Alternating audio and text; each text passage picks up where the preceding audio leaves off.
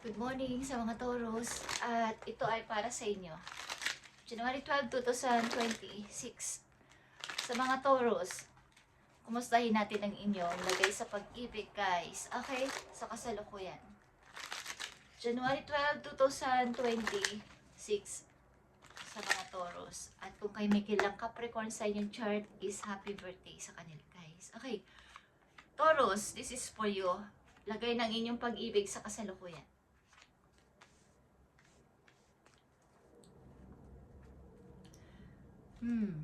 Five of Swords.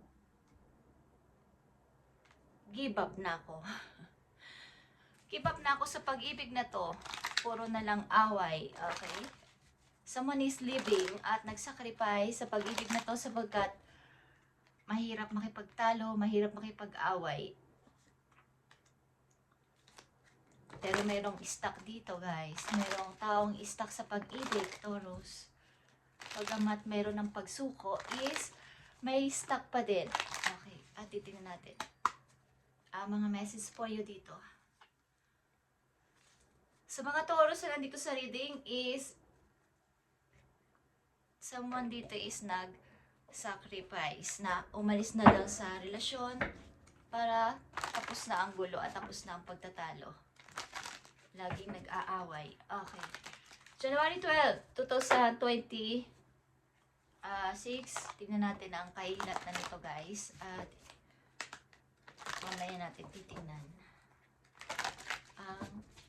Result. Okay.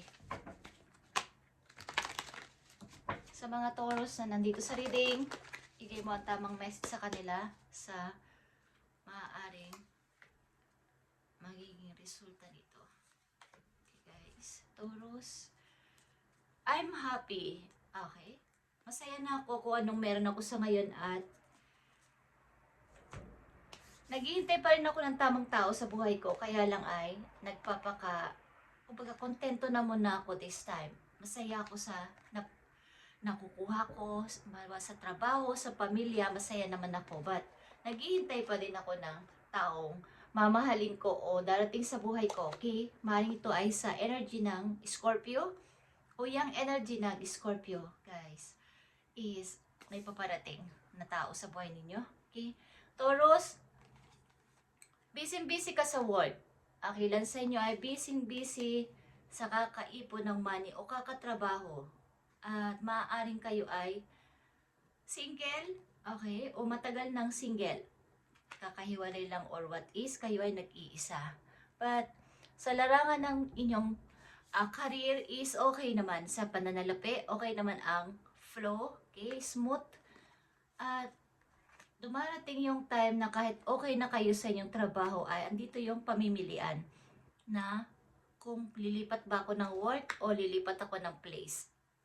Pareho itong okay na trabaho. Parang gusto kong magpalit. Okay. Knight of Pentacles guys. Sa about sa inyong money, about ito sa inyong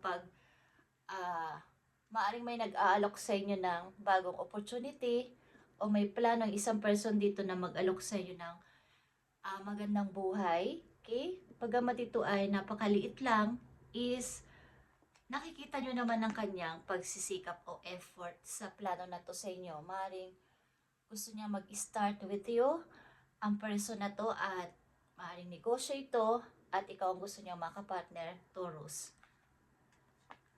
At nandito ang Nine of Swords. May mga gumugulo sa isip mo, maybe galing sa nakaraan. Ito ay maaaring nakalipas mong pag-ibig, ay ginugulo ka pa din. Or bumabalik-balik sa isip mo, okay? Taurus. And katulad ng sinabi ko, kayo ay maaaring nag-iisa sa ngayon. Kumbaga, walang partner at nagsisikap sa trabaho lang. Loving yourself makes you more romantically attractive. So, maaaring kayo ay nakapokus sa inyong work at naghihintay pa din. Sabi ko, masaya naman kayo sa inyong buhay, pero hindi pa rin kayo nawawalan ng pag-asa na may taong darating sa inyo na pubuo ng Ten of Cups. Okay? Pubuo kayo ng bawa ng pamilya o magkakasama sa isang bubong para magsama. Sama sa iyong tahanan ng gusto niyo. Mga Taurus na nandito sa reading. mo sa mga Taurus about sa kanilang sitwasyon sa ngayon. Maaaring kaya mo namang talunin ang galing sa nakaraan. Lalo na pag sa dumarating sa time na ikaw ay nag-iisip o nagkakaroon ng kalungkutan is kaya mo naman itong i-handle. Okay. Nakafocus ka ngayon sa work at sa pagpapaunlad sa iyong sarili, lalo na sa trabaho mo, pinagbubuti mo ang pag-iipon ng pera. Okay, Taurus, message for you. Andito ang raise or promotion, guys. Maring kayo ay tumaas ang ranggo sa trabaho o nag-level up kayo sa inyong ginagawa. Maring bibigyan kayo ng promotion, something na itataas ang inyong sweldo o itataas ang inyong position sa trabaho. Okay, congratulations, Taurus. An increase in your abundance flow awaits you. Okay, naghihintay ang paglago na inyong money. Kung hindi pa man ito nangyayari sa Taurus na nandito sa reading, mangyayari ito sa inyo sa lalong madaling panahon. Katulad dito, guys. Uunlad kayo sa kaperahan.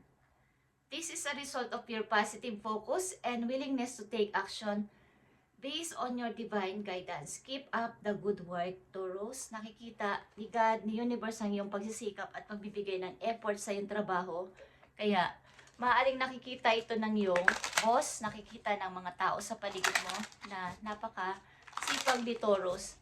At maaaring kayo ay naka-line up na sa bibigyan ng promotion o pagtaas ng sahod ninyo, guys. Raise or promotion. So, ngayon pa lang, kino-congratulation ko na kayo o kino-congrats ko na kayo, guys.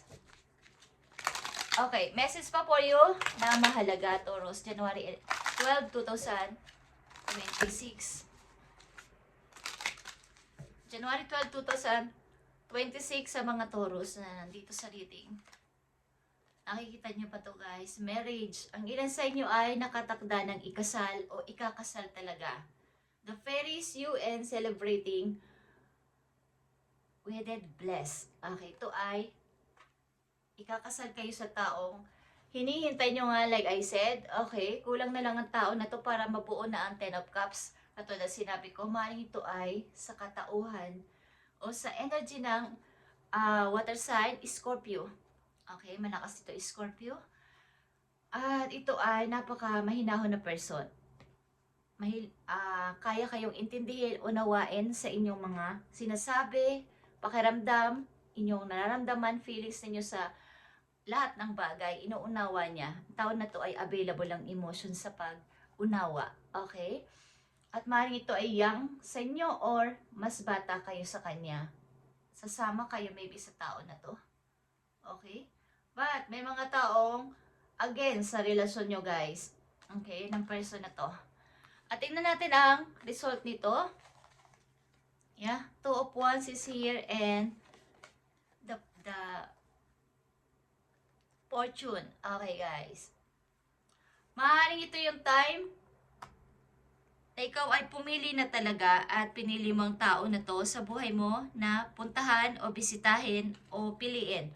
Okay. Maaaring matagal kang na-stuck sa sitwasyon at gusto mo nang makalaya dito. Para sa mga Taurus, kayo ay bibigyan ng promotion o raise, pagtaas ng sahod, dahil sa nakikita ng amo ninyo na kayo ay nakafocus sa inyong trabaho lang at matyagang nagsisikap na makaipon ng money. Nakikita ng nasa paligid ninyo ang inyong pagsisikap. Okay. Mayroon sa inyo dito mag-aalok o plano mag-alok ng bawa sumama ka na sa akin, okay? Kahit naman konti lang or hindi naman ako kayamanan is meron tayong papasimulan. Okay. Or vice versa. Message pa po yung Taurus. January 12, 2026. Sa mga Taurus ito. Guys. If you think you are alone, Taurus, you are not. We are beside you in all challenges that you face. Trust that outside sources will always be working with you to ensure the best outcome of every situation. We have your best interest at heart. We love you. Okay, yan ang message sa'yo ni God, ni Universe, na ikaw ay hindi nag-iisa sa iyong challenges na kinakaharap. Sa ngayon, At huwag ka mag-alala, sila ay nag-working behind the scene para maging magandang result ng iyong mga hinihintay at wini-wish. Okay, huwag ka mag-alala. Sapagkat maganda ang magiging result nito. Huwag mong isipin na ikaw ay nag-iisa. At last message po you, Taurus, kayo ay maaaring nag-iisa sa buhay or kung di man kayo nagkakaroon ng interest is naghihintay kayo sa tamang panahon ng taong darating sa buhay ninyo. Mapupunta to sa kasalan, guys. Kung kayo ay hindi pa kasal, kayo ay magpapakasal, guys.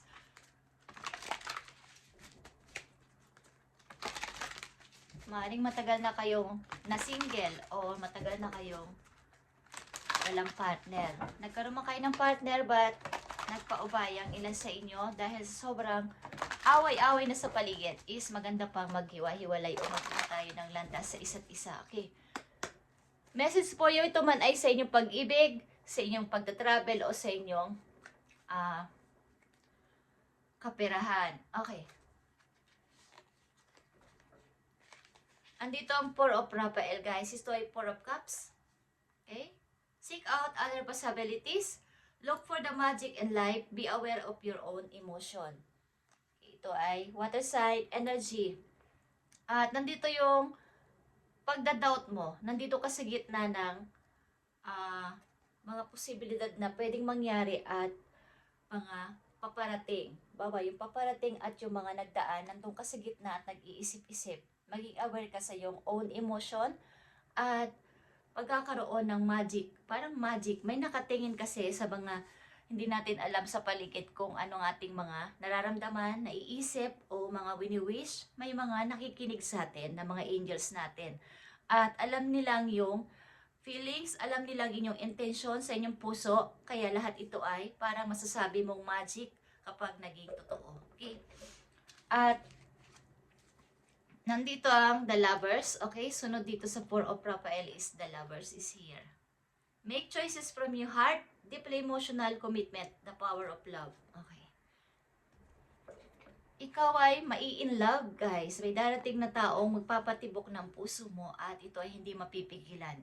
Ito ay maaaring Scorpio or Aries, Leo. Okay, guys. Thank you and God bless, Taurus.